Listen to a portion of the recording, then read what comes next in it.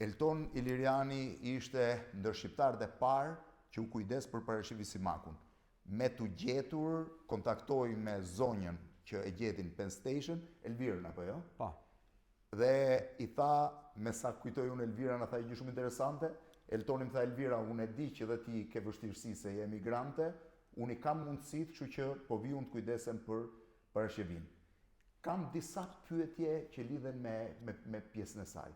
E para, sa vjetë ka qëndruar Parashivia në rrugë? Parashivi Simaku mund të ke qëndruar në rrugë nga 6 dhe në 6 vite gjysmë. 6 deri 6 e gjysmë? Për jashta apo në për ambiente publike? Përgjithsisht për jashta. Hapur, apo në... Përgjithsisht për jashta. Përgjithsisht për jashta, në shi, në të ftohtë, në dimër, në çdo gjë. Po. Madje më thot detaje që ka jetuar për jashta, flinte në këto që janë zgarat që nxjerrin ajrin e ngrohtë nga metrot. Po, të cilat mund ta ngrohnin në dimër. Po, dhe shtrohej atje dhe rrethohej nga karton, të cilët i mirnin në një vend përballë të gjithë të pastret e tjerë. Dhe mbulohej dhe vishej ashtu, po nuk flinte natën. Natën rinte zgjuar që të mos dhunohej. Kështu që ajo flinte vetëm në orët e para të mëngjesit, që kishte edhe dritë dhe që kalonin njerëz. Që fillonin qarkullonin njerëz. Po. Një jetë gati, i bie të qëndrosh në rrugë në qiell të hapur. Po, pothuajse disa jetë, sepse një natë të flesh jashtë në New York, ti mund të kesh probleme të theksuara emocionale. Pse kishte humbur djalin Parashivi Simaku?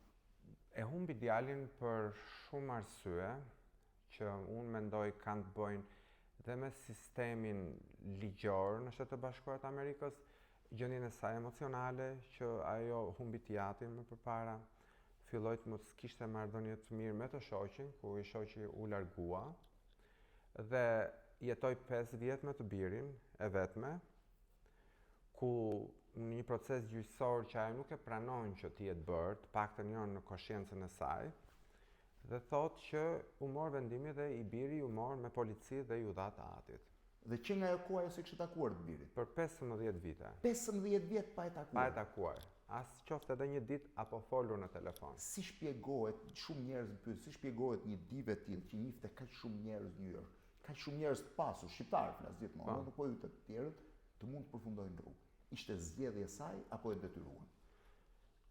Shiko, çdo zgjedhje ka një ndikim dhe unë mendoj që kishte një detyrim që ajo përfundoi aty, sepse u la e vetme, u la e papërkrahur, të gjithë njerëzit që ndoshta ajo është një grua e zgjuar.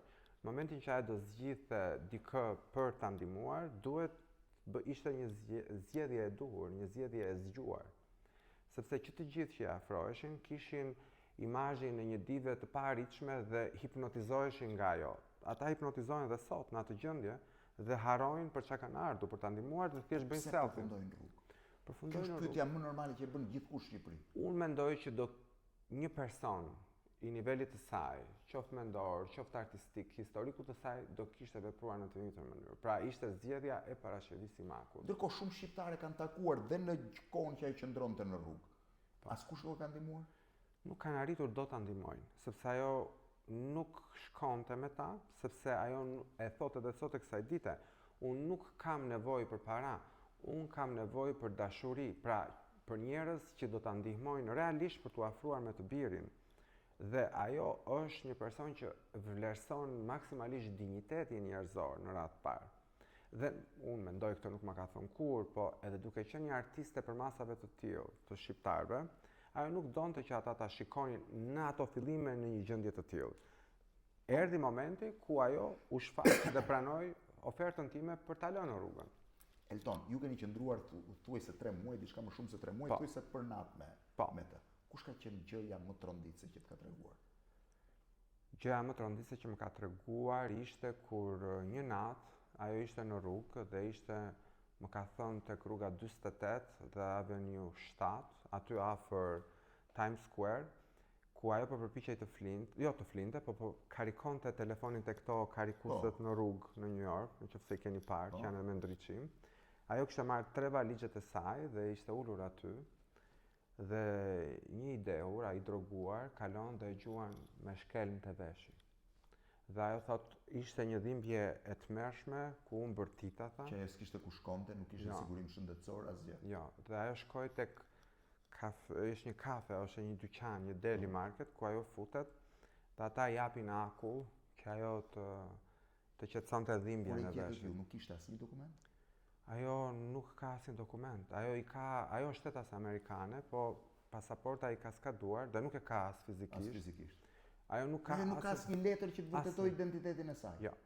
E madje edhe bankën që kemi hapur, e kemi hapur nëpërmjet një trust që avokati im Genci Bilali bëri.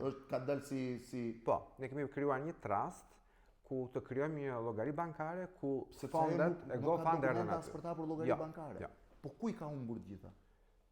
Në shumë vite ajo ka qenë në rrugë. Ajo kishte 3 valixhe. Çfarë kishin, se këtë pyetje duhet bëj që kur ma the. Çfarë kishin 3 valixhet e saj?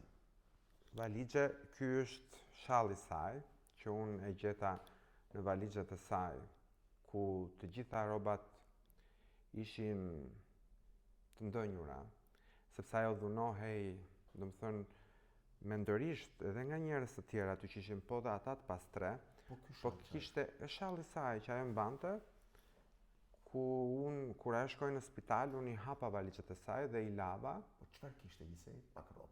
Kishte vetëm pak rroba, edhe kishte shumë furça dhëmbësh, objekte për pastrimin, higjienën e dhëmbëve, më ka bërë shumë përshtypje kjo. Kishte Bibël, kishte Kuran, kishte rreth $200. Bibël dhe Kuran. Po, kishte rreth $200 na $1, $5 që t'i japin njerëzit. Që ua kam dhënë. Ja kishin dhënë njerëzit. Kishte një palë këpucë roz, që të cilat unë tash do m'japësh mua këto, sepse dua t'i mbaj kujtim nga ajo.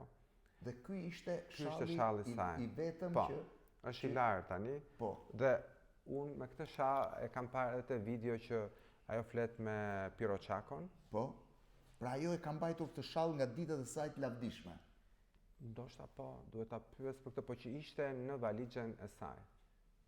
Dhe e ka përdorur dhe më mbrapa, pasi e ka përdorur dhe më mbrapa, patjetër, sepse është ndoshta objekti me cilin ajo është lidhur. Unë e mora, nuk i thash, po e doja që ta kisha si suport dhe t'ua tregoja që në atë valixhe kishte gjëra të mjerueshme, por shumë dashuri. Po ta shikoje, ishte parashevia që ajo ishte koshjente e madhështisë së saj, të bukurisë së saj. Dhëmbët për shembull, ajo ka qenë personi me dhëmbët më të bukura në Shqipëri. Prapë shumë interesante është.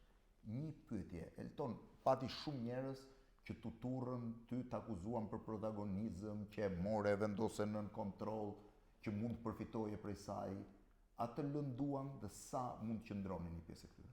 Nuk më lënduan sepse isha i fokusuar tek Parashevi Simaku, por as kur ti ishte një person kaq i kontrollueshëm, sepse dhe puna ime do ishte më e lehtë. Është e vështirë? Është shumë e vështirë të menaxhohet Parashevi Simaku, sepse ka një ego personale, profesionale shumë të fortë.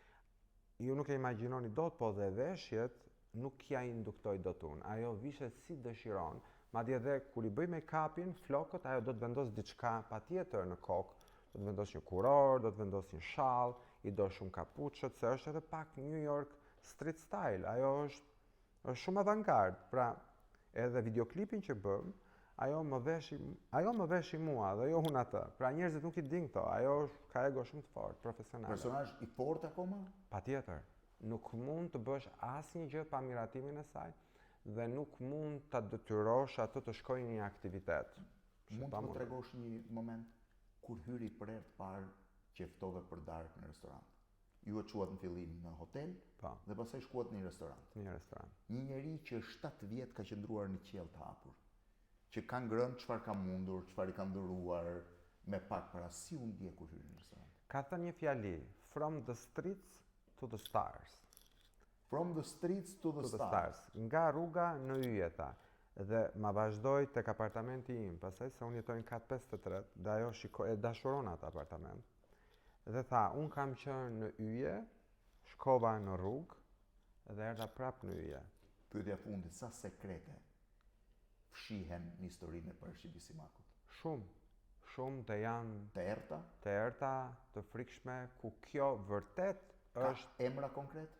ka emra konkret. Që ajo nuk do t'i thotë? Që ajo ndoshta mund t'i thotë një ditë, por zgjedhja e saj. Elton, falenderoj shumë. Falenderoj dhe për ndihmën që i ka dhënë parashikimit. Faleminderit juve për mbështetjen.